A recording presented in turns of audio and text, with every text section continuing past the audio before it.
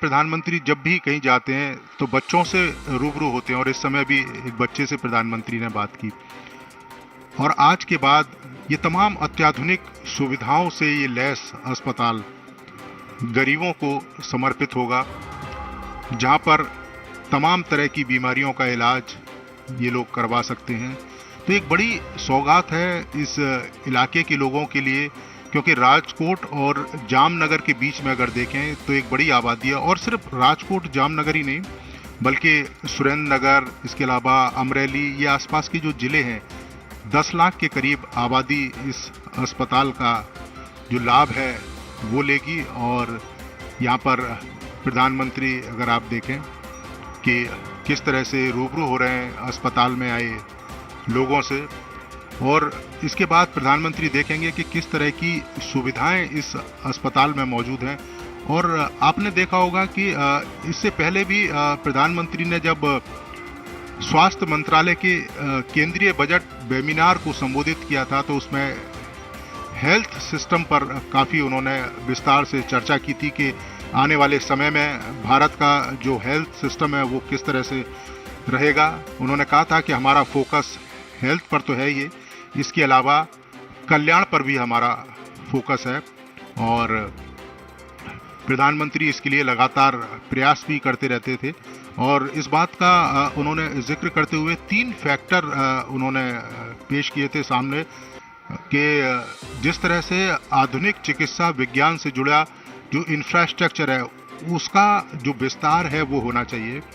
और इसके अलावा आयुष जैसी हमारी पारंपरिक चिकित्सा पद्धति है उसमें ज़्यादा से ज़्यादा जो अनुसंधान है उसको प्रोत्साहन मिलना चाहिए। इस समय अगर आप देखें, प्रधानमंत्री भगवान गणेश की जो पूजा है वो करते हुए और दीपक जलाकर शुरुआत की है। और कहते भी हैं कि भगवान गणेश विघ्न विदारक हैं, तमाम जो दुख हैं उनको हरने वाले हैं। और ये अस्पताल तो निश्चित तौर पर जो तमाम लोग आएंगे अपने कष्टों को लेके आएंगे, ये अस्पताल उन कष्टों को हरेगा।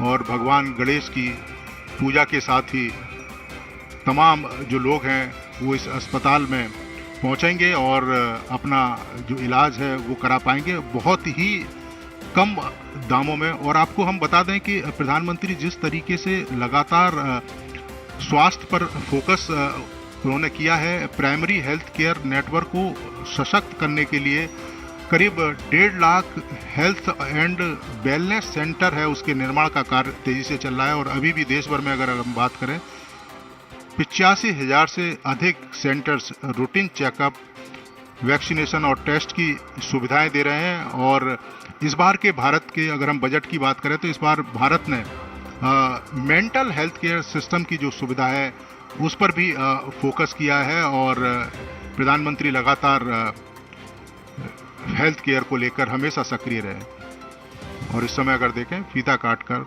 और उसके बाद ये शुभारंभ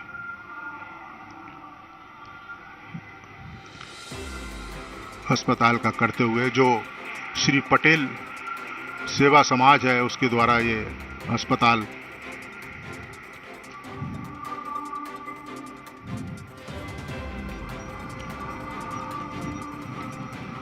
गुजरात के मुख्यमंत्री और उसके साथ ही स्वास्थ्य मंत्री और इस अस्पताल से जुड़े ट्रस्टी।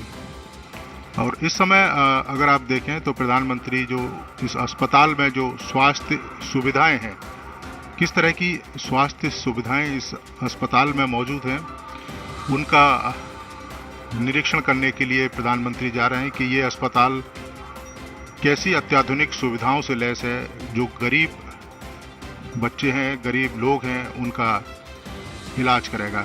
इस समय अगर देखें तो प्रधानमंत्री जो आईसीयू है उसके अंदर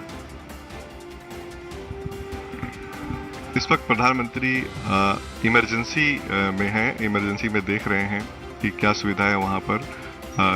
ये 8 बेड का इमरजेंसी था जिसका उन्होंने अवलोकन किया और उनको बताया गया कि किस तरह की सुविधा है। इस अस्पताल में 200 बेड है, 64 आईसीयू है और बच्चों के लिए NICU है जहां पर नवजात शिशु का इलाज होता है। यह अस्पताल मध्य सौराष्ट्र में है और आसपास के जो 5-6 डिस्ट्रिक्ट है, जिला है, उसके जो करीब 800 से ज़्यादा गांव हैं, उन गांव के जो निवासी हैं उनको ये स्वास्थ्य सुविधा का लाभ मिलेगा। अत्याधुनिक स्वास्थ्य सुविधा से जुड़ा हुआ है ये अस्पताल। और हमने देखा कि राजकोट में ही राजकोट में एम्स बन रहा है और 750 बेड का एम्स बन रहा है और ये श्री पटेल सेवा समाज के द्वारा संचालित ये अस्पताल। तो इस जो सौराष्ट्र का इलाका है वहाँ पर हेल्थ की जो बुनियादी सुविधा है उसको एक तरह से बढ़ाया जा रहा है। नीरज, देखिए, बिल्कुल जिस तरीके से प्रधानमंत्री लगातार कार्य कर रहे हैं हेल्थ सेक्टर को लेकर, उसकी जो झलक है वो दिखाई भी दे रही है। और जिस तरह से तमाम जो सुविधाएं हैं वो देश के अलग अलग हिस्सों में डेवलप की जा रही हैं। और इस समय प्रधानमंत्री निरीक्षण करते हुए कि किस तरह की सुविधाएं यहाँ पर मौजूद हैं। और ये ऑपरेशन थिएटर है जहाँ पर अत्याधुनिक सुविधाओं की जो जानकारी है वो प्रधानमंत्री ले रहे हैं। और वर्ल्ड क्लास सुविधाओं से सुसज्जित ये अस्पताल है जहाँ पर गरीब और तमाम ऐसे लोग जिनके पास पैसे की कमी है वो अपना मुफ्त जो इलाज है, गरीब लोग वो यहाँ पर करा सकते हैं। तो ये एक बड़ी बात है इस ग्रामीण इलाके में। और ये इस समय अगर आप देखें तो ये दूसरा ऑपरेशन थिएटर है जहाँ पर प्रधानमंत्री पहुँचे हैं। और जो सुविधाएं है इस ऑपरेशन में कि किस तरह से ऑपरेशन यहाँ पर किया जाएगा, किन किन सुविधाओं से ये ऑपरेशन थिएटर लैब है। ऑक्सीजन की सप्लाई लगातार इस अस्पताल में मौजूद है। इसके अलावा अगर हम देखें तो ऑक्सीजन के साथ साथ मेडिकल एयर और वैक्यूम की सुविधा इस अस्पताल में मौजूद है, जो बताती है कि ये अस्पताल कितना अत्याधुनिक है। और दूसरी अगर हम इसके ICU की भी अगर बात करें तो यहाँ पर वेंटिलेटर की सुविधा मौजूद है। उसी ICU में नर्स कॉलिंग सिस्टम है कि कोई अगर मरीज़ है और उसको कोई परेशानी है तो किसी को कहने की ज़रूरत नहीं है, सिर्फ उसको एक बटन दबाना है और उसके पास जो नर्स है वो पहुंचेगी। इसके साथ साथ 7 फंक्शन मॉनिटर की सुविधा मौजूद है उस ICU में, जिसमें हार्ट, BP, ऑक्सीजन लेवल, तमाम जो चीज़ें हैं वो लगातार चलती रहेंगी। और जो डॉक्टर है, जो नर्स हैं, वो लगातार व्यक्ति को मॉनिटर कर सकते हैं जो मरीज़ है। इसके साथ साथ ही बच्चों के लिए भी काफ़ी अत्याधुनिक सुविधाएं इस अस्पताल में मौजूद हैं। फोटोथेरेपी जैसी सुविधा है कि अगर कोई बच्चा है, उसको डिलीवरी के समय कोई परेशानी है या डिलीवरी के समय पीलिया है, तो उसको फोटोथेरेपी इस अस्पताल में दी जा सकती है और जो पीलिया है उसका कम किया जा सकता है, ख़त्म किया जा सकता है।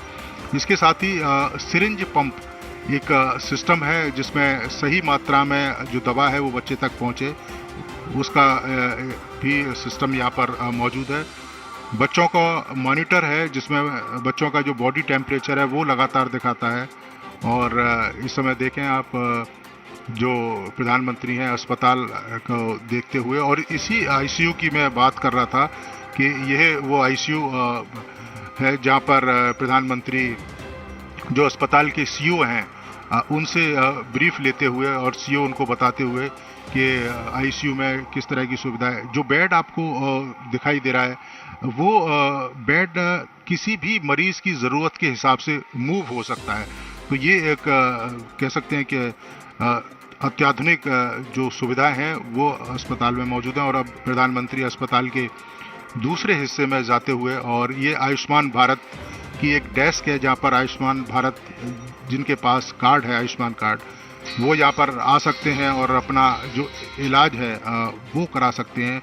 उसके लिए यहाँ पर उनको सुविधा मिलेगी और इसके साथ साथ ही जो उनको अगर किसी हेल्प की ज़रूरत है तो वो यहाँ मिलेगी। इसके साथ ही जन औषधि का भी एक केंद्र है यहाँ पर कि कोई अगर सस्ती दवाइयाँ लेना चाहता है तो उसको सस्ती दवाइयाँ मिलेंगी। इस अस्पताल की खासियत है कि इसको इस तरीके से संचालित किया गया है कि इनके जो तमाम जो ट्रस्टी हैं, जो हर साल जो पैसा देंगे, उस पैसे का जो गरीब लोग हैं उनको जो इलाज है वो मुफ्त किया जा सकता है। इसके अलावा जो दूसरे प्राइवेट हॉस्पिटल हैं उनसे 70% सस्ता जो इलाज है वो यहाँ पर हो सकता है उन गरीब लोगों का। तो ये एक कह सकते हैं बड़ी बात है। और ये बच्चों के जो सेंटर है जिसका हम जिक्र कर रहे थे कि वहाँ पर प्रधानमंत्री पहुँचे हैं, यही वो यूनिट है जिसका मैं जिक्र कर रहा था कि जिसको प्रधानमंत्री देख रहे हैं कि जहाँ फोटोथेरेपी जो मशीन है वो लगी हुई है।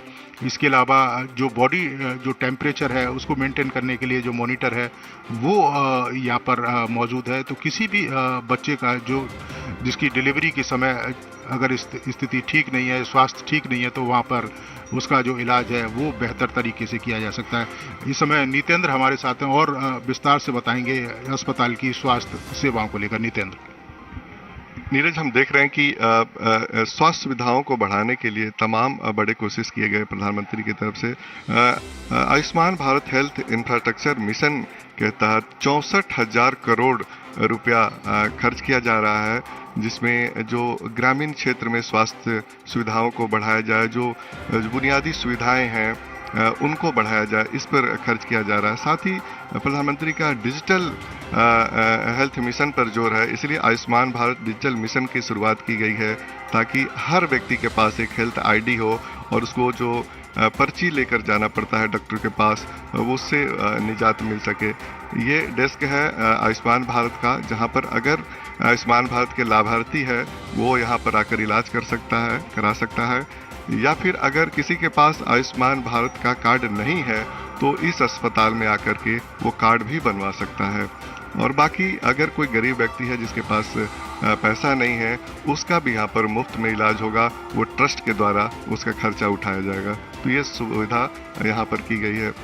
जैसा कि मैंने कहा कि जो डिजिटल हेल्थ मिशन पे प्रधानमंत्री का काफ़ी जोर है और अब तक 22 करोड़ से ज़्यादा लोगों के हेल्थ आईडी बन चुके हैं और उसमें करीब 11,000 से ज़्यादा स्वास्थ्यकर्मी भी इस मिशन से जुड़ चुके हैं और 55,000 से ज़्यादा निजी और सरकारी अस्पताल, जो लैब हैं, दवा दुकान है, वो भी इससे जुड़ गए हैं। तो आने वाले दिनों में पूरी तरीके से ट्रांसफॉर्मेशन किया जाएगा हेल्थ सेक्टर में। उस दिशा में बहुत तेज़ी से काम हो रहा है ताकि हर व्यक्ति डिजिटल तौर पे अपने मोबाइल पे ही, मोबाइल के क्लिक पे उसको तमाम वो सुविधा मिले कि उसके घर के आसपास कौन सा अस्पताल है, कौन से डॉक्टर है और उसको तमाम हेल्थ सेक्टर की जो सुविधाएं हैं वो मिल सके।